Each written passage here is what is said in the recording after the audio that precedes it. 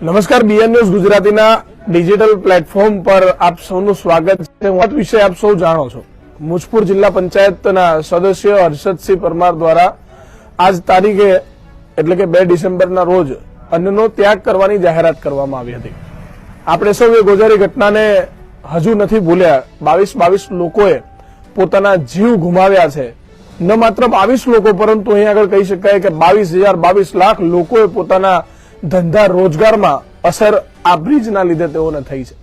કારણ કે બ્રિજ તૂટી પડવાથી માત્ર 22 લોકોના ઘર નથી તૂટી પડ્યા, પરંતુ મુજપુર ગંભીરા બ્રિજના કારણે આણંદ આંકલાવ બોરસદ તરફથી પાદરા તરફ આવતા તમામ એવા રોજગારી મેળવતા ભણતા વિદ્યાર્થીઓ, તમામ લોકોને નુકસાન મોટા પાયે થયું છે। અત્યારે પણ લોકો નાવડીમાં પોતાનો જીવ જોખમમાં મૂકી પાદરા તરફથી આણંદ તરફ અને આણંદથી પાદરા તરફ જઈ રહ્યા છે।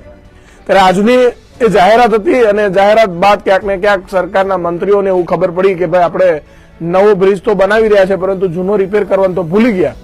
એટલે તાત્કાલિક તેમને બ્રહ્મજ્ઞાન થયું ને તાત્કાલિક બ્રહ્મજ્ઞાન થયા બાદ તેઓ કોઈક જાહેરાત કરી અને આજનો આ કાર્યક્રમ સ્થગિત કરવામાં આવે છે। ત્યારે આપણી સાથે જિલ્લા પંચાયત સદસ્ય હર્ષદસિંહ છે અને ઘણા એવા આગેવાનો એમની સાથે છે। પ્રથમ તેઓ સાથે ચર્ચા કરીશું। હર્ષદસિંહ, આજની જાહેરાત હતી અન્નનો ત્યાગ કરવા માટેની, એક જન આંદોલન કરવાની, અને જ મહીસાગરના ખોડામાં આપણે બેઠા છીએ, ત્યારે શું કહેશો? આજે કયા પ્રકારની જાહેરાત હતી, કેમ કાર્યક્રમ થયો? પહેલે તો હું સૌને જય માતાજી કે મારી જાહેરાત થકી આ લોકો જે ઘોર નિંદ્રામાં સૂઈ રહ્યા હતા, જેને આપણે રામાયણમાં પેલું પાત્ર હતું કુંભકર્ણનું, કુંભકર્ણને આખું રામાયણ પતી ગયું તો લગીન રાવણે ઉઠાડ્યો પણ ઉઠ્યો નહીં। એટલે કુંભકર્ણની જેમ આ લોકો સૂઈ રહ્યા હતા અને તેનું જગાડવાનું કામ મારી ફરજ હતી, મારું કર્તવ્ય હતું, એ મેં નિષ્ઠાથી પૂરું કર્યું અને મેં જાહેરાત કરી કે હું હર્ષદસિંહ પરમાર આજે અન્નનો ત્યાગ 2/12/2025 રોજ સવારે 9 કલાકે મા મહીસાગરના મંદિરે માતાજીના આશીર્વાદ લઈ, માતાજી મને શક્તિ આપે અને માતાજીના આશીર્વાદ થકી મેં અન્નના ત્યાગની જાહેરાત કરી હતી। તેના બીજા જ દિવસે રાજ્ય સરકારના મંત્રી અને બોરસદના ધારાસભ્ય અને સાંસદ સભ્ય દ્વારા એક જાહેરાત કરવામાં આવી કે 9.12 કરોડના ખર્ચે સ્ટીલ બ્રિજનું વૈકલ્પિક માર્ગના હેતુસર અમે મંજૂરી આપીએ છીએ। એટલે આ કાર્યને આપણે આંદોલન થકી એ લોકો જાગ્યા ખરા અને આપણે વધાવીએ પણ છે ને એમને અભિનંદન પણ આપીએ છીએ। પણ હું કહેવા માંગુ છું મારા શબ્દોમાં કે તમે આજ દિન સુધી ક્યાં ગયા હતા? તમારી ફરજ નથી, તમારે ના કરવું જોઈએ। આજે આણંદ અને વડોદરા જિલ્લાની મુખ્ય કનેક્ટિવિટી હતી એ આજે ક્યાંક ને ક્યાંક તૂટી ગઈ હતી।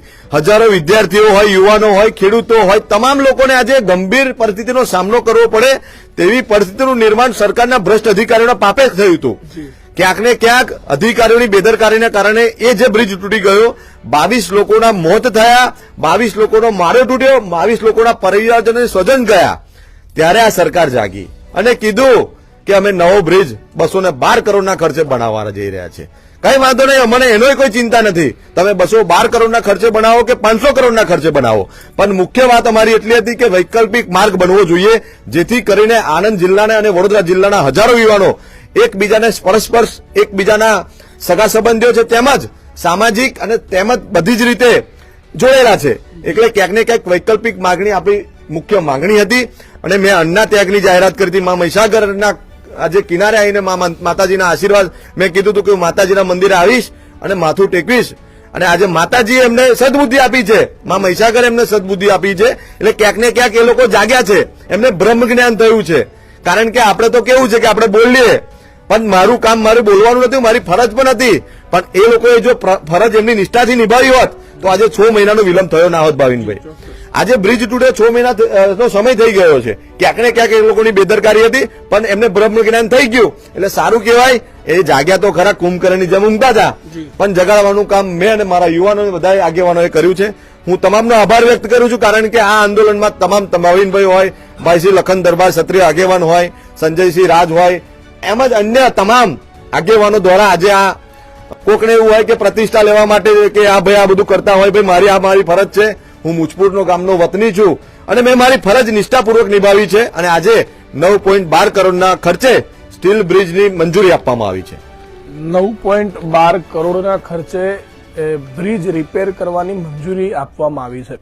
ગુજરાતના મુખ્યમંત્રી ભૂપેન્દ્રભાઈ પટેલ દ્વારા એક નિવેદન આપવામાં આવ્યું હતું। તેઓએ કહ્યું હતું કે તેના એક જ ગાળો પડી ગયો છે, બીજા બધા ગાળા સલામત છે, પરંતુ આપ કલ્પના કરો કે એક ગાળો રિપેર કરવા માટે સરકાર જ્યારે 9 કરોડ રૂપિયા ખર્ચતી હોય, તે પણ 9 કરોડ ક્યારે કે જ્યારે 6 મહિના વીતી ચૂક્યા છે અને લોકો આટલી મોટી તકલીફ વેઠી રહ્યા છે, ત્યારે હજુ તો માત્ર મંજૂરી મળી છે. 1,25,000નો બોરવેલની જો મંજૂરી મળે તો તેને પણ બનતા 6 મહિના નીકળી જાય છે.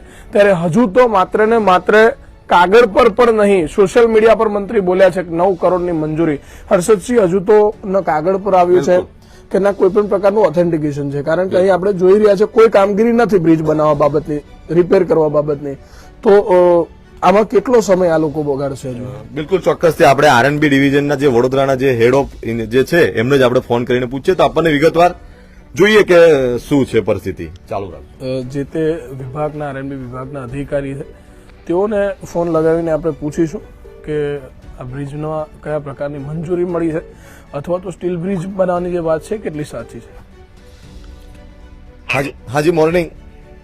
બોલો સાહેબ. હા, હવે આજે તમે પેલી જે મુજપુર ગંભીરા બ્રિજની વૈકલ્પિક માર્ગમાં છો, એમાં શું છે અત્યારે એની પરિસ્થિતિ અને ટેન્ડર પ્રક્રિયા છે કે એમાં કેવું છે, હકીકત શું છે? હકીકતમાં તો હજી જોબ નંબર આવેલો છે, એની અમે હજી પ્રોસેસ ચાલુ કરી છે, એસ્ટિમેટ ને એ બધું બનાવવાનું. ઓકે, હજુ એના ડિઝાઇનિંગ ને એ બધું ચાલી રહ્યું છે. બિલકુલ બિલકુલ. એટલે એનો કેટલા સમયમાં ડિઝાઇન તમારી રેડી થઈને રાજ્ય સરકારમાં એની મંજૂરી મળી ગઈ છે? એટલે રાજ્ય સરકારે જોબ નંબર આપી દીધો છે આપણને, હવે એનું ડિઝાઇનિંગ ને એસ્ટિમેટ કરીશું, અઠવાડિયું 10 દિવસ તો લાગશે. એસ્ટિમેટ કર્યા સિવાય જ આપણે જે મંત્રીશ્રીએ કીધું છે કે 9.12 કરોડના ખર્ચે. બ્લોક એસ્ટિમેટ હોય ને, ડિટેલ એસ્ટિમેટ ના હોય, બ્લોક એસ્ટિમેટ બિલકુલ હોય, બિલકુલ. ટેન્ટેટિવ હોય. હવે અમે ડિટેલ ડિઝાઇન કરીને પરફેક્ટ માપ સાઈઝ સાથેનું બનાવીશું. સ્ટીલ બ્રિજ એટલે એની ડિઝાઇન કેવી રીતની હોય છે અને એમાં કેટલો સમય લાગે છે બનાવીને? સ્ટીલ ડિઝાઇનમાં અમે ડિઝાઇન સર્કલ ના આપેલું છે, એમાંથી ડિટેલ આવશે ને પછી હું આપને શેર કરું. બિલકુલ બિલકુલ. હા? કેટલો સમય લાગશે આમાં હજુ? ચલો, આજે તમે સાંભળ્યું કે આરએનબી ડિવિઝનના આપણે હજુ એ કહે છે કે જો મેં ડિઝાઇન બનાવી રહ્યા છો. હજુ આ બધી વાતો કેવી છે, પણ આપણે તૈયારી છે, આપણે કોઈ ચિંતા કરવાની જરૂર નથી. ડિઝાઇન બગાડ નાખીને હજુ ડિઝાઇન હા, હવે જાહેર કરી દીધા 9.12 કરોડના ખર્ચે. આપણે આરએનબી ડિવિઝનના જે આજે જે છે એમની જોડે ચર્ચા કરી, એમને કીધું હજુ ડિઝાઇન બનાવવાની તૈયારી છે હજુ. એટલે જોબ વર્ક, હા, એટલે ક્યાંક ને ક્યાંક હજુ પણ મને લાગતું નથી કે એમની વાત સાચી હોય, પણ ક્યાંક ને ક્યાંક મેં અન્નના ત્યાગની જાહેરાત કરી એટલે એ લોકોને ક્યાંક ને ક્યાંક ભ્રમ જ્ઞાન આવ્યું. અને આ જે યુવાનોને જે જાહેરાત કરી છે કાર્યક્રમ ક્યાંક ને ક્યાંક ના થવો જોઈએ અને સરકાર સુધી ના પહોંચવો જોઈએ, એટલે આ લોકોએ જાહેરાત કરી દીધી છે, મને એવું લાગી રહ્યું છે.